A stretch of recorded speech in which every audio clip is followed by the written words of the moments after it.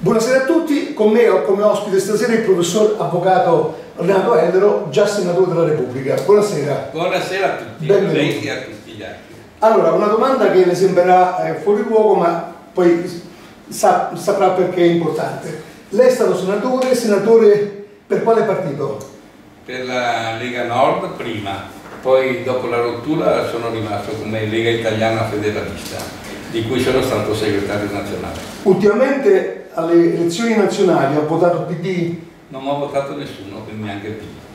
E questo lo chiedevo perché siccome discuteremo un po' con lei, dalla legge 205, che è la legge di bilancio, approvata il 27 dicembre 2017, e in questa legge di bilancio sono 4 commi che riguardano il ristoro, poi diremo anche cosa vuol dire il ristoro, per le vittime di reati finanziari. In particolare questa legge fissa che siano definibili come vittime alcune tipologie di soci risparmiatori delle 2 banche venete e delle 4 banche risolte del centro Italia. Parleremo come tecnico con lei o come avvocato dei punti della legge, però noi abbiamo presentato in esclusiva la bozza di decreto attuativo di questa legge che doveva essere emanata entro il 30 marzo 2018 e che non ha visto ancora la luce. Siccome la discussione più che sui punti della legge è stata fatta sui si dice, sui si pensa e soprattutto di chi è a favore del vecchio sistema renziano e chi è contro, volevo soltanto chiarire che lei non mi sembra che sia favorevole né all'uno né all'altro, è un libero pensatore, no? Quindi scusi, era questa la premessa. Legge 205, lo dico per chi ci sta ascoltando, i 4 commi che riguardano i risparmiatori sono quelli che prevedono l'istituzione di un fondo che è limitato, poi esamineremo questo aspetto, a favore delle vittime di reati finanziari. Quindi viene individuato un reato finanziario che nasce da aver violato gli obblighi, leggo dalla legge 205, c'è sufficienzapiù.com, ma anche sulla Gazzetta Ufficiale, anche sui siti del Parlamento, è un reato finanziario aver violato gli obblighi di informazione, diligenza, correttezza e trasparenza previsti dal testo unico delle disposizioni in materia di intermediazione finanziaria. Cioè, banalizzando, riguarda chi? Riguarda soprattutto gli azionisti a questo punto, perché gli obbligazionisti, perlomeno distinguendo i 2 tipi di obbligazioni, riguarda coloro che non sono rientrati in sostanza nel recupero attraverso le soluzioni finanziarie adottate, in particolare direi gli azionisti, perché sono quelli che sono stati i primi e soprattutto i più danneggiati. Ecco, quindi lei ha centrato già l'argomento perché riguarda essenzialmente gli azionisti, che però ci teniamo a dire che amano definirsi risparmiatori soci perché erano specialmente 2 banche venete, erano società cooperative, quindi l'azionista è tipicamente identificato con qualcuno che specula, ma questa legge riconosce che è vittima di reato finanziario chi avesse sottoscritto azioni senza essere adeguatamente informato. Lo dico per semplicità. Poi quando lei ha da contraddirmi lo faccia pure, non devo certamente invitarla, che so che questa legge, approvata il 27 dicembre 2017, è stata approvata, lo dico anche qui per completezza, su proposta di alcuni parlamentari del PD, quando era sottosegretario il Baretta, e per questo motivo viene chiamata impropriamente decreto Baretta, ma non è un decreto, è una legge intanto. È una legge di bilancio, quindi è passata al vaglio dell'Europa, che quindi l'ha approvata nei suoi contenuti, e questa legge, che è stata poi pubblicata sulla Gazzetta Ufficiale del 29/12/2017, leggo sempre i documenti, era previsto che entrasse in vigore, è entrata in vigore il 1° di gennaio 2018, però per qualunque legge, per essere realmente poi applicata, ha bisogno che siano disponibili i famosi decreti attuativi, che sono decreti che vengono proposti agli uffici tecnici del ministro competente, vengono mandati al vaglio degli organi competenti, nel caso specifico il Consiglio di Stato, poi tornano sul tavolo della Presidenza del Consiglio e, superato quest'ultimo passaggio, il Presidente del Consiglio emana il decreto. Infatti si chiama DPCM, decreto del Presidente del Consiglio dei Ministri. Scusi questa noia iniziale, ma per spiegare a chi viene mal informato o viene non informato. Questo decreto doveva essere emanato in base alla legge entro 90 giorni dalla data di entrata in vigore, quindi entro il 30 marzo. Il governo esistente, quello Gentiloni, diciamo, non si sa perché non l'ha emanato pur essendo disponibile il decreto, e ci sono state le elezioni e è diventato attivo un Parlamento in cui gli equilibri sono completamente cambiati. C'è una maggioranza diversa da quella, totalmente diversa da quella precedente, quella che viene chiamata come giallo-verde, no? Lega, diciamo Lega perché non si chiama più Lega Nord, si chiama Lega. E Movimento 5 Stelle. Il 6 di agosto 2018, quindi pochi giorni fa, in sede di approvazione del mille proroghe, che è un decreto che raccoglie tanti provvedimenti, è stato presentato in Senato un emendamento che sostanzialmente diceva questo, un emendamento, bisogna dire, per correttezza, del senatore Ferrazzi del PD, ma questo non è colpa sua, se è del PD, quindi potremmo giocare con lei, no? Ha presentato un emendamento dicendo sostanzialmente, siccome il decreto attuativo della legge, che è una legge approvata dal Parlamento all'unanimità, non è stato ancora emanato, impegniamo il nuovo governo, la Presidenza del Consiglio, a emanare questi decreti entro il 31 ottobre del 2018. Questo emendamento aveva una valenza doppia: impegnare il governo ad attuare qualcosa sia pure in ritardo ma entro un termine, e soprattutto verificava la volontà del Parlamento attuale nel confermare la legge che già è stata approvata. Questo emendamento del 6 agosto 2018 è stato approvato anch'esso all'unanimità, quindi non c'è, perlomeno dal punto di vista di atti pubblici, non risultano oggi divergenze tra le varie maggioranze, tra le varie opinioni. Perlomeno in Parlamento, sia in un caso che nell'altro, è stato approvato sempre all'unanimità. Il decreto ancora non c'è, l'abbiamo sperato, ma adesso io vorrei parlare con lei non di tutti i punti, ma di alcuni punti fondamentali che trovano obiezioni da parte di alcune associazioni e di alcuni legali, magari, parlando di documenti e non di ipotesi. Intanto, io le faccio delle domande, così poi magari lei le può anche integrare. Scusi, le ho tolto la parola, ma era per spiegare un momentino. Allora, una delle obiezioni che si fa all'insieme a questo punto, della legge che è una legge, e del decreto attuativo che è ancora una bozza perché è sul tavolo del Presidente del Consiglio Giuseppe Conte, è che prevederebbe delle limitazioni per gli anni in cui l'eventuale socio avesse sottoscritto o avesse acquistato le azioni. Le risultano dal testo delle limitazioni al riguardo? No, in realtà si va a vedere anche il passato. Naturalmente gli ultimi periodi sono più evidenti. Nel passato c'è un sistema di rivalutazione del valore delle azioni di 20 anni fa, in modo che siano conguagliate ai valori che sarebbero stati attuali. Cioè, non soltanto, lei ha fatto un esempio, 20 anni fa, non c'è nessuna data in cui ci sia un limite. Quindi teoricamente, leggendo questo decreto, siccome i beneficiari, qui magari leggo rapidamente chi può beneficiare di questo fondo,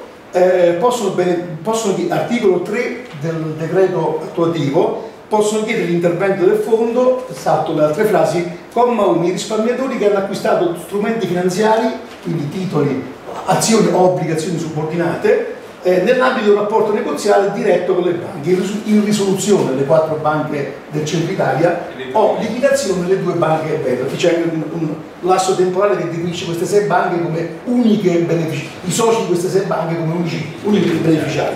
Punto B, possono chiedere l'intervento del fondo illegittimati in possesso dei predetti strumenti finanziari a seguito di trasferimento da parte di risparmiatori con atto travviti a titolo oneroso o gratuito alla data della risoluzione o della liquidazione delle banche. Quindi anche chi avesse acquistato queste azioni o le avesse avute per qualunque transazione fa parte. Terzo punto, comma C dell'articolo 3, hanno diritto anche i successori per causa di morte dei risparmiatori o dei legittimati.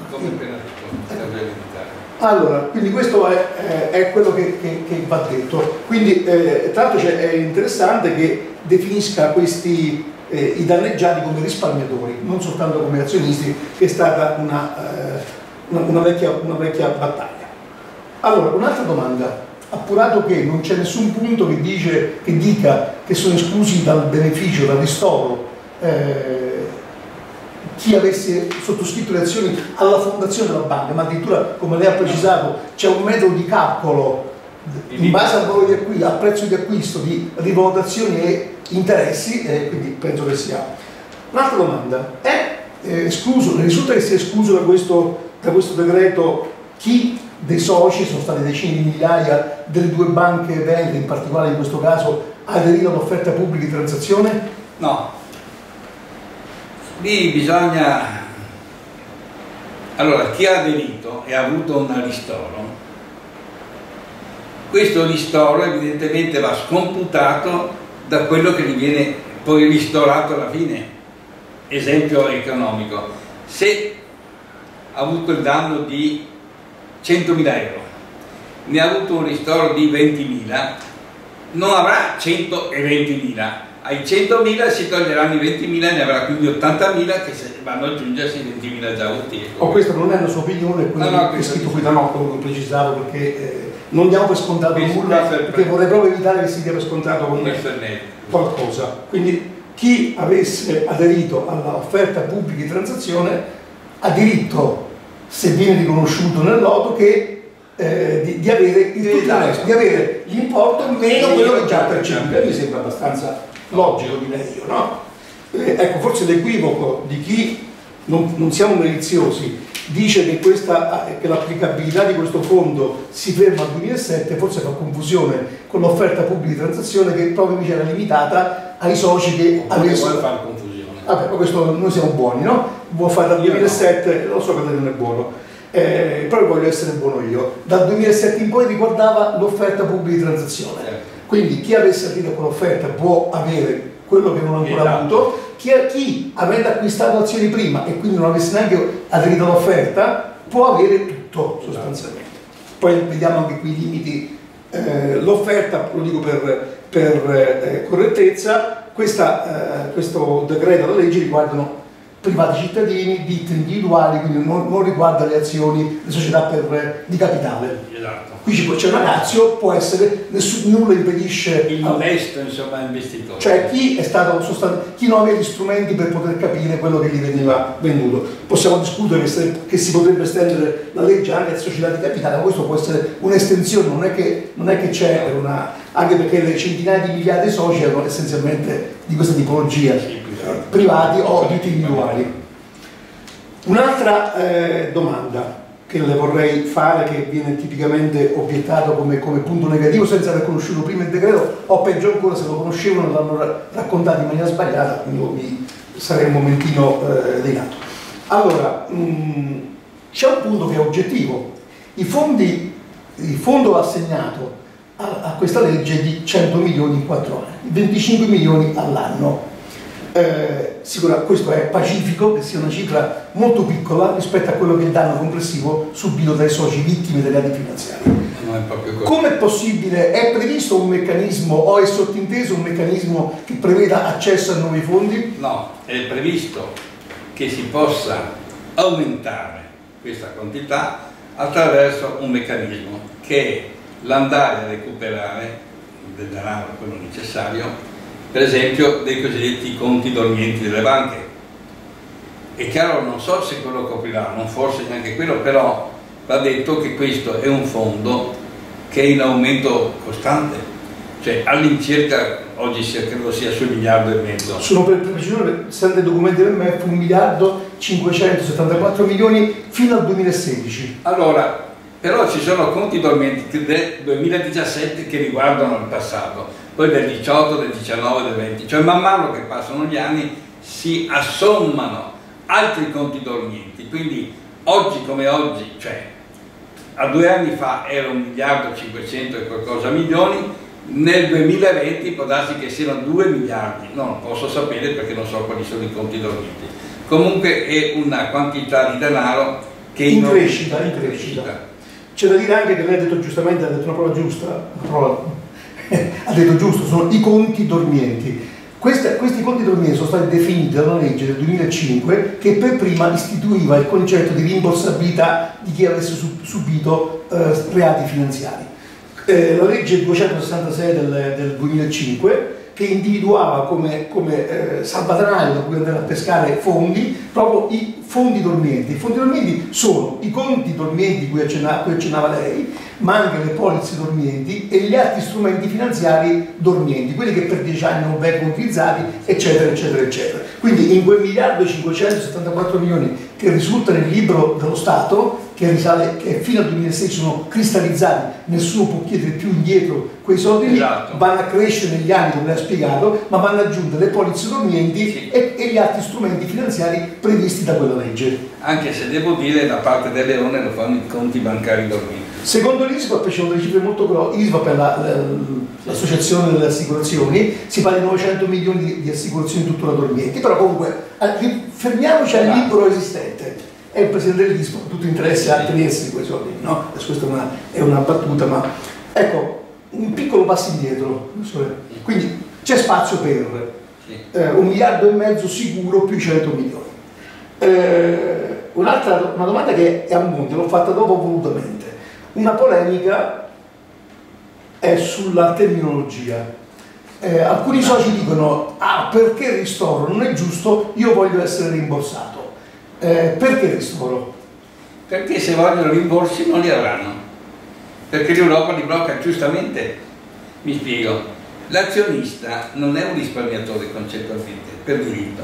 L'azionista è uno che partecipa al rischio d'impresa. Se fallisce l'impresa, fallisce anche il suo investimento. Se io prendo e compro azioni della Fiat e la Fiat fallisce, io i soldi che ho investito nelle azioni della Fiat li perdo. E così quelle delle banche.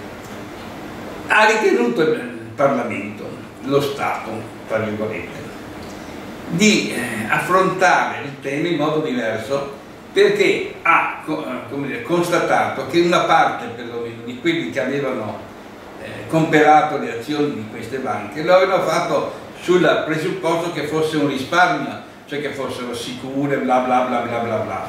E siccome sono saltate perché lo Stato non ha fatto tutto il suo dovere, parliamoci di controlli, verifica. Esatto, lo Stato ha ritenuto di dover trovare una soluzione. Se avesse messo al posto della parola ristoro la parola rimborso, in Europa l'avrebbero tagliata la norma e quindi invece di protestare sarebbero lì a grattarsi l'ombelico, come il Buddha molto antico che se lo grattava sotto il fico.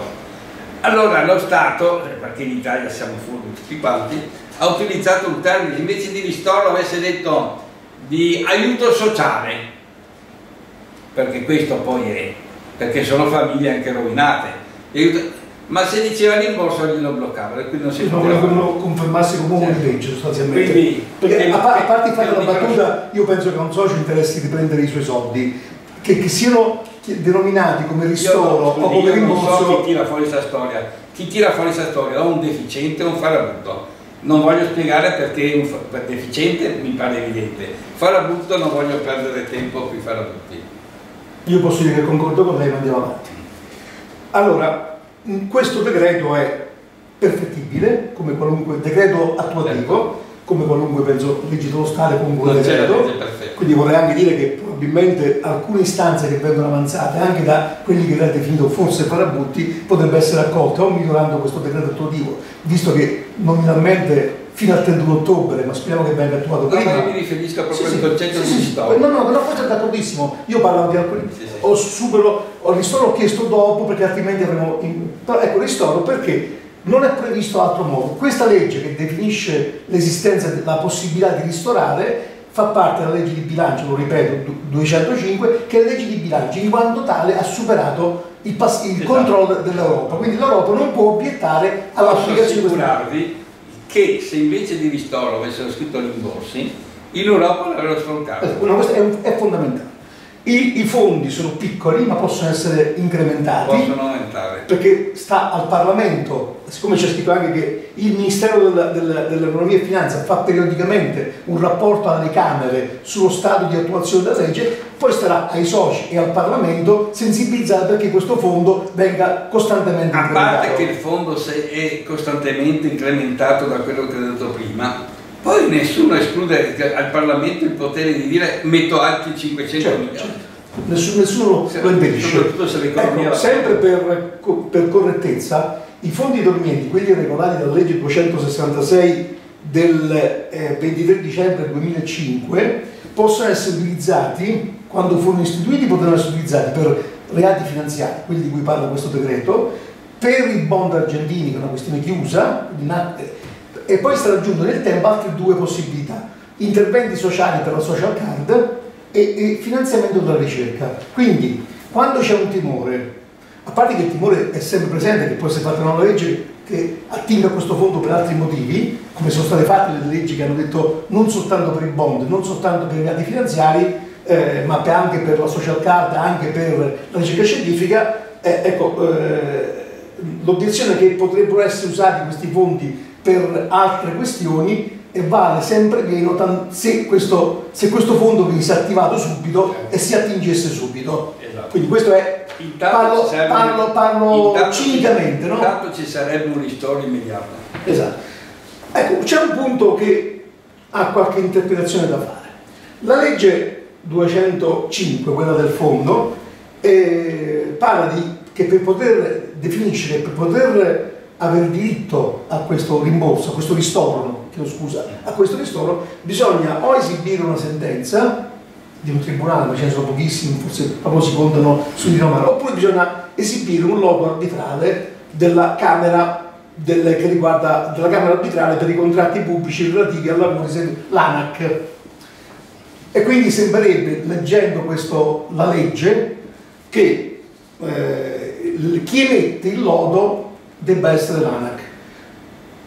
L'ANAC comunque nel fondo è individuato come l'ente gestore, quindi a chi si fa richiesta, a chi si fa istanza è l'ANAC. Una questione che genera un po' di confusione onestamente, siccome ammette chi avesse già avuto un lodo, prego, siccome ammette chi già avesse avuto un lodo, c'è una questione che andrebbe sciolta probabilmente. Chi riceve l'istanza è l'ANAC. Ci sono già 1500 soci risparmiatori che hanno avuto un lodo a favore per il rimborso totale dall'ACF, l'autorità per le controversie finanziarie.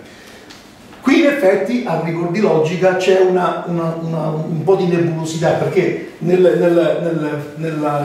decreto si dice che l'ANAC prende atto dei lodi esistenti e li applica. Certo. Per la legge dovrebbe essere l'ANAC a fare il lodo. È superabile questa discrasia perché qui si dice che l'istanza va allegata il lodo, va istanzi il lodo avuto, i 1500 già fatti da un'altra autorità. L'ANAC avrà il coraggio di rifiutarli? No, anche perché per logica interpretativa, se c'è il lodo che è un'entità pubblica, ACF, l'ANAC non fa altro che, essendo autorità pubblica, controllerà, verificherà. Certo, controllerà, ma più di quello no. Una volta controllato che è corretto, paga.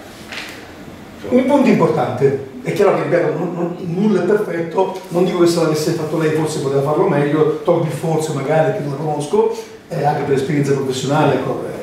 Allora, nel momento in cui fosse emanato questo decreto attuativo, e nel momento in cui il primo dei soci risparmiatori arrivasse a ricevere il denaro, è pensabile giuridicamente, dico io, proprio per la legge dello Stato, che a esaurimento del fondo vengano esclusi degli altri che abbiano lo stesso diritto? Non è che vengono esclusi, se non ci sono i fondi materialmente non glieli danno, però siccome abbiamo un fondo che è in progressione, prima di dare una risposta negativa bisogna aspettare di vedere. Quindi è importante che questo fondo venga alimentato. Certo. Ma siccome l'impostazione è che viene alimentato, perché l'impostazione è questa, se dovesse esaurirsi i conti dormienti, si deve supporre che sia un obbligo morale, perlomeno dello Stato, visto che ha la Cassa Depositi e Prestiti e usano i soldi di pensionati per fare tutto fuorché quello che dovrebbero fare, possono essere usati in qualche modo i fondi anche per sovvenzionare questo fondo. Stavo cercando poi di leggere perché se c'era qualche altra domanda da poter... Ecco, le mie domande è un riferire domande perché sei risposto, ma ho qualche problema. Abbiamo avuto problemi di registrazione legati allo studio, abbiamo organizzato uno studio di emergenza, il professore ha aspettato cortesemente per... Grazie all'ospedale di Vicenza, io devo stare attento a come mi metto, eccetera, perché... Certamente, però perlomeno... Dire grazie. Sì, come no, lei vedo che è molto ironico. Sì. Una domanda, lei prima ha accennato, ha dato una sua opinione su chi sta dando informazioni, diciamo, errate. Si possono configurare in questi casi? Quando ci sono dei documenti, quando questi documenti vengono raccontati in maniera distorta o in maniera fallace... Sono le cosiddette notizie false e tendenziose, c'è un illecito penale. C'è un illecito penale, quindi ognuno è libero di esprimere opinioni e tenete presente che qui siamo in un ambito che è privatistico e pubblicistico nello stesso tempo, perché le notizie false vanno a danneggiare l'ente che interviene ad aiutare, che è lo Stato. Ora, quando si danno notizie false e tendenziose è un illecito penale. Ma questo lo faccio perché sarebbe opportuno che ognuno abbia la sua opinione, certo, che si possa puntare al meglio, ma rimanendo informato correttamente. L'opinione è il discorso. Però non è che si può andare a dire per esempio solo i 25 milioni, non è vero. Non si può dire, quindi non si può dire che chi ha aderito all'offerta pubblica di transazione non può avere soldi. Esatto. Non è vero. Non è vero. Non si può dire che ci sono dei limiti di anno di sottoscrizione. Non è vero. È falso anche questo qui, si no? potrà dire che sarà difficile che uno ottenga tutto, eccetera, questo sì, è una valutazione, eccetera. Quello si può dire, altro no. Certo. Ecco perché io parlo del farabutto, perché l'imbecille, e purtroppo, caro il mio Coviello, si sa che la madre dei cretini è sempre incinta, però potrebbe esserci qualcuno che imbecille non è, ma che per motivi suoi, e si tratta di esaminarli, dà delle notizie false. Queste sono gravi. C'è una domanda che volevo fare, che è maliziosa. Però devo dire che quelli che sono stati fregati stanno dimostrando, se seguono, perché io non seguo queste vicende, se seguono qualcuno che racconta frottole, devo dire che sono stati fregati, ma se lo meritavano, perché dopo essere stati fregati, derubati, continuano a credere a gente che racconta balle. Dopo, se ci sono queste persone, io non lo so, però se lei mi dice che per esempio si dice che sono solo 100 milioni, quelle persone dicono il falso, danno una notizia falsa. Faccio una domanda riguardo questo qui, così si sentono una sua privacy professionale. Il suo studio, non c'è soltanto lei, c'è suo figlio, c'è sua nuora, certo, sta curando pratiche di soci della Banca Popolare di Vicenza? No. O vendo banca? Quindi non ha interessi specifici a tutelare una... No, le dirò di più. Siccome sento parlare di avvocati che ne hanno centinaia, non mi pare migliaia. Mi pare, lo dico chiaramente ai consigli degli ordini, che questo è un'altra delle cose che poi, non posso usare il termine, comincia per essere e finisce per no, ma gli avvocati, perché evidentemente ci sono speculazioni professionali, per cortesia. Io posso capire che uno abbia anche 50, 100 clienti sullo stesso fatto, ma siccome deve esaminare singole posizioni, non mi si dica che esaminano 2000 posizioni.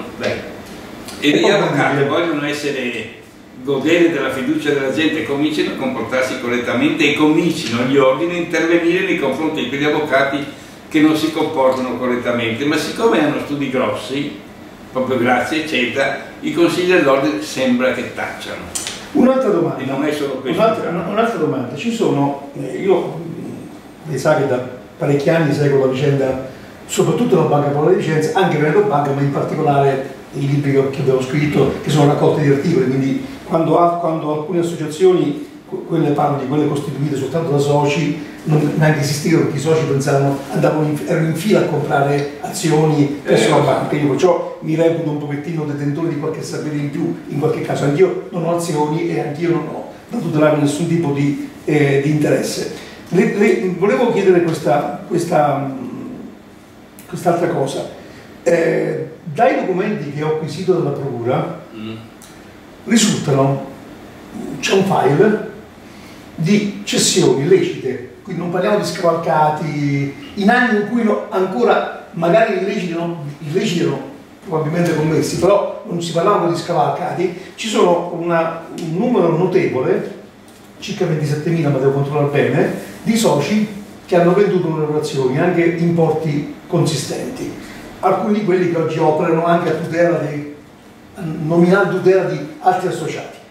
Leggendo questo decreto c'è una voce che da cui sembrerebbe di capire, uso condizionale perché quello che non c'è una interpretazione giornalistica, che se è vero che il lodo riguarda, quindi dire qualcuno ha diritto a ricevere del denaro in base alle azioni che possiede, c'è un'altra informazione che chiede, che precisa, che in questo decreto precisa che va da legare all'istanza, gli eventuali altri atti di cessione effettuati nel tempo. Questo cosa vuol dire? Ma vede, il legislatore in questo caso cerca di aiutare gente che in buona fede è stata fregata, cioè cercava un risparmio tipo il libretto al portatore e invece ha comprato le azioni perché correva voce che fosse un sistema per anni, da sempre, che era un modo di risparmiare, eccetera. Però c'è gente che ha speculato invece. Allora dice, amico mio, se tu hai speculato e hai preso i soldi, tu non puoi, questa è la volontà del legislatore. Lo spirito. Però devo dire che dovrebbe essere più chiaro forse. È messo tecnicamente male, però risulta la volontà di non aiutare quelli che invece hanno speculato. Intendo dire, poniamo Banca Popolare di 162 euro, poniamo che uno avesse 10.000 azioni, 620.000 euro. Di queste 10.000 azioni l'anno prima è riuscito a farsene rimborsare il 90%. Beh, amico mio. Leggo il punto, no? Questo punto che secondo me sono d'accordo con lei, forse è modo meglio. Articolo 4, quello che va a definire l'istanza come va presentata, oltre a dire che va presentata, nell'istanza va allegato il lodo arbitrale che dice sì, sei ancora in possesso di dotte azioni, deve avere indietro tot, cioè il punto E. Nel punto E è fissato che vanno comunicati gli eventuali importi incassati dagli aventi diritto per gli stessi strumenti finanziari, quindi azioni o obbligazioni, che non siano stati considerati nella sentenza o nel lodo arbitrale di quella lettera D. Sembrerebbe chiaro, ma forse, cioè, sostanzialmente mi alleghi il lodo che dice che se hai 100 azioni hai diritto ad avere 100 per... però mi deve anche dire se ne prima hai venduto altre azioni, perché deve in qualche modo tener conto. Se non viene messo un termine temporale, perché se Tizio vende nel 2004 tot azioni, vende perché deve vendere, perché necessità di vendere, perché non è che ha speculato, non so se ho reso l'idea. Certo. Quindi aveva necessità, aveva utilità da accedere. Quindi lì andrebbe messo un termine: chi ha venduto questi strumenti finanziari di questo tipo prima non può accedere ai lodi. Va precisato. Questo è il senso, però messa così è messo. Io volevo fare l'ultima domanda, che sto abusando un po' di lei oggi, e poi faccio una micro conclusione. La domanda è questa qua. L'altra obiezione che viene fatta è: siccome definisce come destinatari del risarcimento, del ristoro, è importantissimo, del ristoro, chi avesse acquistato ricevendo informazioni con una violazione degli obblighi di informazione, diligenza, correttezza e trasparenza, c'è qualcuno che dice che siccome ci sono dei processi in corso e questi processi, sorrido non dovrei sorridere, riguardo a reati di aggiotaggio, di falsi, non sono previste queste violazioni, ergo non desumo, mi sembra un po' la questione. No, perché la norma non parla di fattispecie identificate in modo preciso. Articolo X, se no, visto l'andato che c'è in Italia, visto l'articolo della legge, evidentemente fa riferimento per logica, questo paese non so quanto vada la logica, ma per logica fa riferimento a chi ha preso bidoni, tra virgolette, che ha comprato queste subordinate, queste azioni, senza essere informato correttamente, che poi questo potrebbe anche non costituire un reato. Certo. Però è stato, dal punto di vista penale, però è stato tratto in inganno, perché quello stesso che informava poteva non essere a sua volta informato correttamente dalla direzione, eccetera, e allora comunque quello è stato tratto in inganno, quindi è giusto ristorarlo. Io intanto la ringrazio, volevo concludere in questo modo su questo punto qui che è importante. Intanto per dimostrare di aver subito questo tipo di reato ci sono i processi in corso, in cui sono degli atti dimostrati, perché non vuol dire la condanna penale di qualcuno per 10 anni, 20 anni, vuol dire l'esistenza ma io citerei anche, ma ne ho parlato con lei prima, perciò mi permetto di assumere anche tutte le sanzioni postume, per carità, emanate dalla Consob, dimostrano che ci sono state disinformazioni e cattive informazioni, quindi è pacifico l'esistente. Qui non è che, siccome i capi di imputazione non sono specificamente quelli, questa è proprio o un non capire, o come diceva lei, essere un po' farabutти, o non voler capire, diciamo, o non voler far capire. Questa è la cosa. Io secondo me le do uno spunto per concludere lei, perché ci direi che si parla anche di, è giusto che ci sia, oltre alla giustizia pratica, voglio riavere i miei soldi, perché mi servono, perché io sono vecchio, perché ho dei ragazzi che devo sostenere, perché hanno bisogno, ho molte situazioni che mi sono state raccontate, sono vere, di genitori che hanno messo i soldi per curare i figli disabili. C'è chi si è suicidato. No, ma io dico, ho parlato con genitori che hanno destinato questo denaro al dopo di noi per figli disabili. Io mi vorrei questa. Ci sono 1500 persone che hanno già un lodo, che carta straccia, perché il lodo oggi, se non passa questo discorso, è escutibile presso la banda di liquidazione, quindi mai sostanzialmente. Però qui c'è un caso in cui l'Italia, in questo caso il governo, il Parlamento anzi totalmente, ha riconosciuto l'esistenza di un dolo, perché nel momento in cui, questo è il mio ragionamento, dice hanno diritto al ristoro coloro che hanno subito reati finanziari, il Parlamento e il governo e i governi non hanno riconosciuto che qualcuno in particolare è colpevole di un reato, questo sarà compito dei giudici, ma hanno di fatto condannato un sistema che ha ingannato i risparmiatori. Quindi c'è anche una soddisfazione, secondo me, morale, o mi sbaglio? C'è anche un deficit morale, perché uno Stato che dichiara questo dovrebbe dirci quali erano gli enti che dovevano controllare. Se gli enti che dovevano controllare la Banca d'Italia e la Consob, vorrei sapere perché restano gli stessi vertici. Ma questo è un discorso pratico, è una missione di colpi, quindi questo anche dal punto di vista etico è una condanna. Quindi, riassumendo, leggetevi, al di là di quello che abbiamo detto io, ma soprattutto quello che avete detto il professore, leggete prima di decidere. Non fate come avete fatto con le banche, non acquistate a scatola vuota fidandovi soltanto di qualcuno che vi racconta delle cose, leggetevi. Io dico su vicenzapiù.com, ma dove lo trovate? Da noi lo trovate, perché non mi sembra che altri abbiano pubblicato questo decreto dopo la nostra pubblicazione.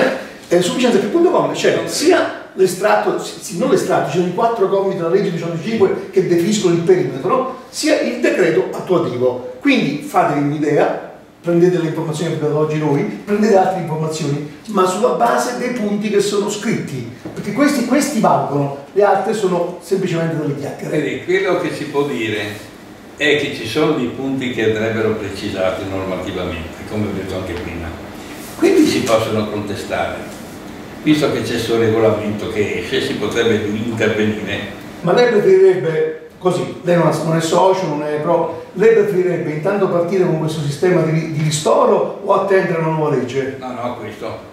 La nuova legge significa che sappiano che muoiono loro, i loro eredi, non avranno niente. Grazie professore, tanto ci risentiremo e grazie anche della pazienza e della disponibilità. Grazie a lei. Grazie ancora a tutti.